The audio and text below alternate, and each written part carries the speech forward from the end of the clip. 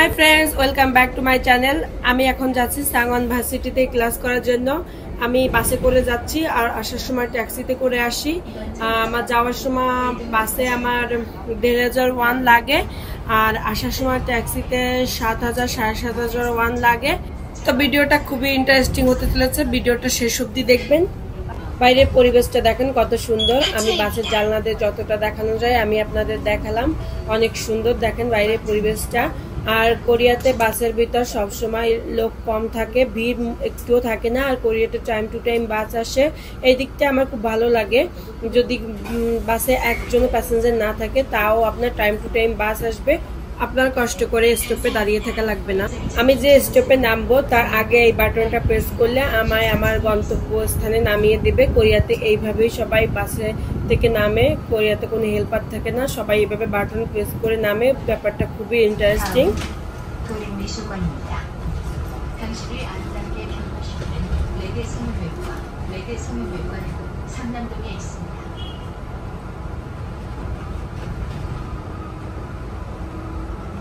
বাসের আর একটা বিশেষ দিক হচ্ছে বাসের ভেতর সবসময় স্টপেজের নামগুলো অ্যানাউন্সমেন্ট করতে থাকে, তো সেই দিকটা খুবই ভালো। আপনি যদি ভুলে যান তো যখন আপনারা ওই অ্যানাউন্সমেন্ট করবে আপনার স্টপেজের নামটা মনে পড়ে যাবে, আপনার ভুলে যাওয়ার কোনো কারণ থাকবে না। এই জায়গাতে একটা জাদুঘর আছে, আমি এখনো যাইনি। জাদুঘরটা শুনেছি এখানে একটা জাদুঘর আছে, তো আরেকদিন যাব, আপনাদের দেখাবো কোরিয়ান জাদুঘরে কি কি আছে।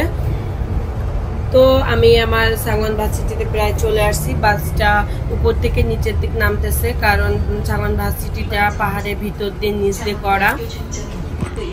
তো আমি এখনো সেইভাবে চলাফেরা করতে পারি না, সবকিছু শিখছি একটু একটু করে। আমার হাজবেন্ড আমাকে একটু একটু করে সবকিছু শেখাচ্ছে, চলাফেরা করা, কোরিয়াতে কিভাবে চলতে হয়, তো সবকিছু আমাকে শেখাচ্ছে সে। আমি বাস থেকে নেমে গেছি, এটা হচ্ছে সাংওয়ান ভার্সিটির মেইন গেট। আমি এখন এই গেট দিয়ে আমার সেন্টারে যাব। সাংওয়ান ভার্সিটিটা অনেক বড়, অনেক দূর এরিয়া নিয়ে সাংওয়ান ভার্সিটিটা করা, আর পাহাড়ের ভিতর দিয়েই সাংওয়ান ভার্সিটিটা করা। অনেক সুন্দর একটা পরিবেশ।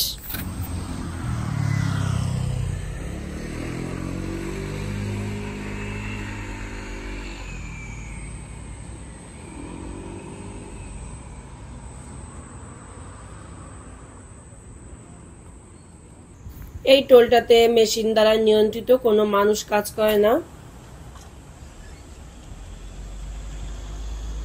এটা হচ্ছে গাড়ি পার্কিং করার জায়গা, সবার গাড়ি এই জায়গাতে রাখে। এক একটা সেন্টারে এক একটা পার্কিং জোন থাকে। এটা হচ্ছে এই সেন্টারটা পার্কিং জোন। এটি হচ্ছে সাংওয়ান ভার্সিটির ম্যাপ, এটা এখানে করে দেওয়া আছে। আপনি কোথায় যেতে চান এই ম্যাপ দেখে আপনি যেতে পারেন সেই জায়গাতে।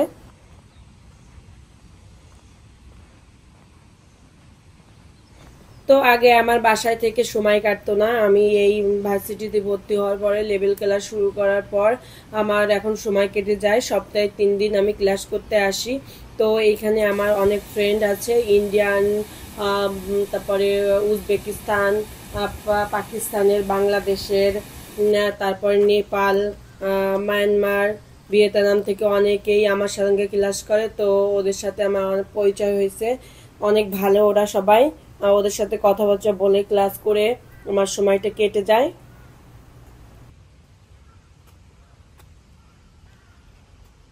আমি আগে ভাষাটা অতটা পারতাম না বলতে, আমি দেশে বসে কিছুদিন আমি পড়াশোনা করছি, যার কারণে আমি ভাষাটা কিছুটা বুঝতাম কিন্তু আমি বলতে পারতাম না। কিন্তু ক্লাস করার পর আমি এখন ভাষাটা মোটামুটি বলতে পারি, যেটুক চলাফেরার জন্য দরকার কোরিয়াতে থাকার জন্য সেটুক আমি বলতে পারি। তো ক্লাসটা করে আমার অনেক ভালো হয়েছে, আমার চলাফেরাতে কোনো প্রবলেম হয় না।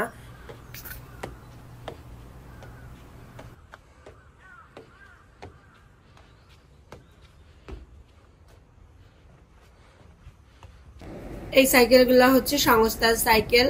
যদি কারো সাইকেলের প্রয়োজন হয় কাছে কোথাও যাওয়ার জন্য, তখন এই এই জায়গাতে কার্ড পাঞ্চ করে সাইকেলটা নেয়, পরে তার কাজ মিটে গেলে এই জায়গাতে আবার কার্ড পাঞ্চ করে সাইকেলগুলো রেখে যায়। কোরিয়াতে সব জায়গাতে এরকম সাইকেল দেখা যায়, তো ব্যাপারটা আমার কাছে খুবই ইন্টারেস্টিং লাগছে। এটি হচ্ছে ভার্সিটির আরেকটি সেন্টার। এই সেন্টারটা অনেক বড়। এই সেন্টারে আমার ইন্ডিয়ান 3টা ফ্রেন্ড এই সেন্টারে পড়াশোনা করে। ওরা স্টুডেন্ট ভিসায় আসছে, ওরা এই সেন্টারটায় পড়াশোনা করে। এইখানে একটা মূর্তি করে দেওয়া, অনেক সুন্দর এই মূর্তিটা।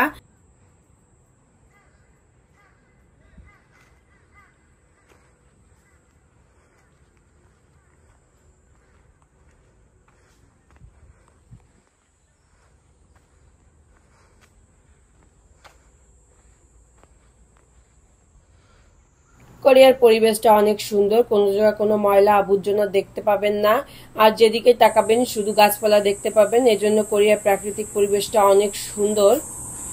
এই যে সাইকেলটা দেখছেন রাস্তার পাশে, আমি গত 1 সপ্তাহ ধরে এই সাইকেলটা এখানেই দেখছি। এর কোনো মালিক মনে হয় নেই, এখানেই ফেলানো রয়েছে।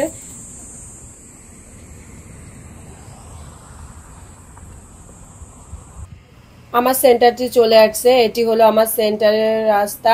এই রাস্তাতে ওঠার সময় খুবই কষ্ট হয়, কারণ আমার সেন্টারটি পাহাড়ের ভেতর দিয়ে করা।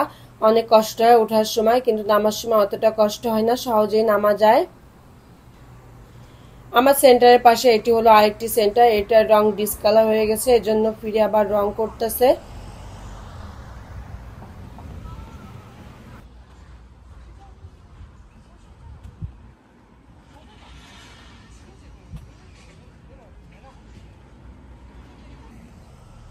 সেন্টারটির সামনে সুন্দর বসার জায়গা করে দেওয়া আছে, সবাই এই জায়গাতে এসে বসে কফি খায়। জায়গাটা অনেক সুন্দর। তো সামনেই হলো আমার সেন্টার। তো ফ্রেন্ডস, আমার সেন্টারটি কেমন লাগছে কমেন্ট করে জানাবেন। দেখা হবে নেক্সট ভিডিওতে। ভালো থাকবেন, বাই।